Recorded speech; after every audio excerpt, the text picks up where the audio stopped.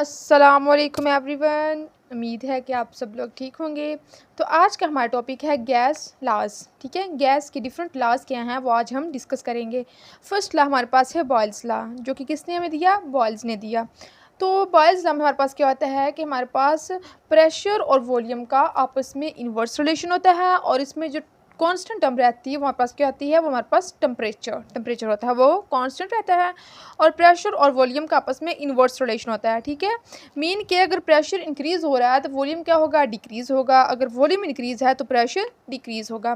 तो इस प्रोपोर्शनैलिटी के साइन को ख़त्म करने के लिए हम क्या यूज़ करते हैं? हम यूज़ करते हैं कि P इज़ इक्वल टू के ओवर वी। हमारे पास P इक्वल के ओवर वी आ गया। ठीक है, अब यहाँ से हमने के की वैल्यू फाइंड करनी, तो के इधर क्या रहेगा और वी इधर डिवाइड हो रहा है, तो जाके क्या हो जाएगा? Multiply P V equal to K. इसी तरह अगर हमारे पास एक से ज़्यादा प्रेशर और वॉल्यूम दिया होगा तो हमने इसमें क्या करना है? हम लिखेंगे P1 V1 इक्वल किसके? P2 V2 के, और ये ओवरऑल टर्म किसके बराबर? ये बराबर है के। अब इसको हम ग्राफ से देखते हैं। ग्राफ में क्या है? हमने वाई एक्सिस पे प्रेशर को ले लिया, एक्स एक्सिस पे हमने वॉल्यूम को ले लिया। अब देखिए यहाँ पे हमारे पास जो प्रेशर है वो इंक्रीज़ हो रहा है, तो प्रेशर अगर इंक्रीज़ हो रहा है तो वॉल्यूम क्या हो रहा है? वॉल्यूम हमारे पास डिक्रीज़ हो रहा है। ठीक है, एक टर्म हमारे पास इंक्रीज़ हो रही है और दूसरी टर्म डिक्रीज़ हो रही है। यहाँ पे प्रेशर इंक्रीज़ हो रहा है और वॉल्यूम डिक्रीज़ हो रहा है। ठीक है, तो ये हमारे पास क्या है? ये हमारे पास बॉयल्स लॉ है। अब आते हैं हम चार्ल्स लॉ पे। चार्ल्स लॉ में किसने दिया? एक साइंटिस्ट था चार्ल्स, उसने दिया। तो इसमें कांस्टेंट टर्म क्या है? प्रेशर, और इसमें हमारे पास वॉल्यूम और टेम्परेचर का आपस में डायरेक्ट रिलेशन है। अगर वॉल्यूम इंक्रीज़ हो रहा है तो टेम्परेचर भी इंक्रीज़ होगा, और अगर टेम्परेचर इंक्रीज़ हो रहा है तो वॉल्यूम भी इंक्रीज़ होगा। ठीक है, तो इस प्रोपोर्शनैलिटी के साइन को ख़त्म करने के लिए हमने क्या टर्म यूज़ की? के। तो के हमारे पास क्या है? Proportionality constant V equal to K T.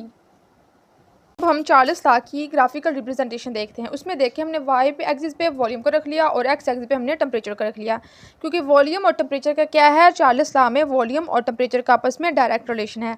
अगर वॉल्यूम इंक्रीज़ हो रहा है तो टेम्परेचर भी इंक्रीज़ होगा, टेम्परेचर इंक्रीज़ होगा तो वॉल्यूम भी हमारे पास क्या होगा? इंक्रीज़ होगा।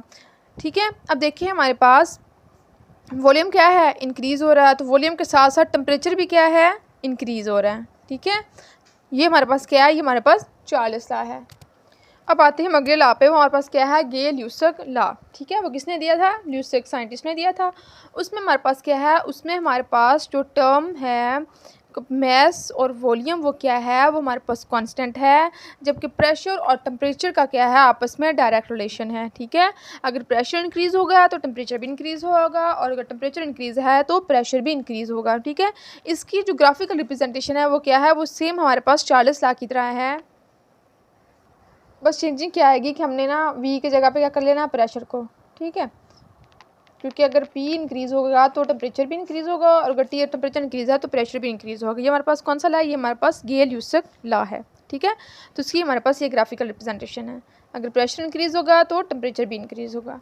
ठीक है, अब आते हैं तो लास्ट हमारे पास कौन सा है? हमारे पास है एवोगाड्रोस लॉ। ठीक है, जो हमारे पास एक साइंटिस्ट एवोगाड्रोस है उसने दिया। उसमें क्या है कि जो वॉल्यूम है ना, वॉल्यूम किसका? हमारे पास जो वॉल्यूम है ऑल द गैसेस, ठीक है, जितनी भी गैसेस है उसका जो वॉल्यूम है वो किसके डायरेक्टली प्रोपोर्शनल है? वो हमारे पास directly proportional number of molecules के। जितने हमारे पास नंबर ऑफ मॉलिक्यूल्स होंगे उतना ही हमारे पास क्या होगा? वॉल्यूम। ठीक है, वॉल्यूम किसका? गैसेस का।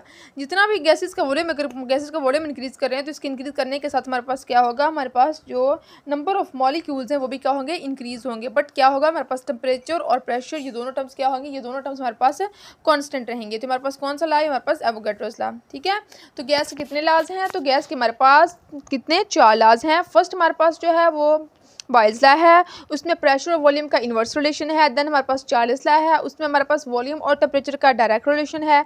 देन हमारे पास आता है गे ल्यूसक लॉ, उसमें प्रेशर और टेम्परेचर का डायरेक्ट रिलेशन है। और जो लास्ट पे है एवोगाड्रोस लॉ, उसमें हमारे पास वॉल्यूम का किसका? गैसेस का जो वॉल्यूम उसका और जो नंबर ऑफ मॉलिक्यूल्स हैं उनका आपस में डायरेक्ट रिलेशन है। ठीक है, तो आज के लिए यहीं पे एंड होता है। कल मिलेंगे लेक्चर के साथ, तब तक के लिए अल्लाह हाफिज़।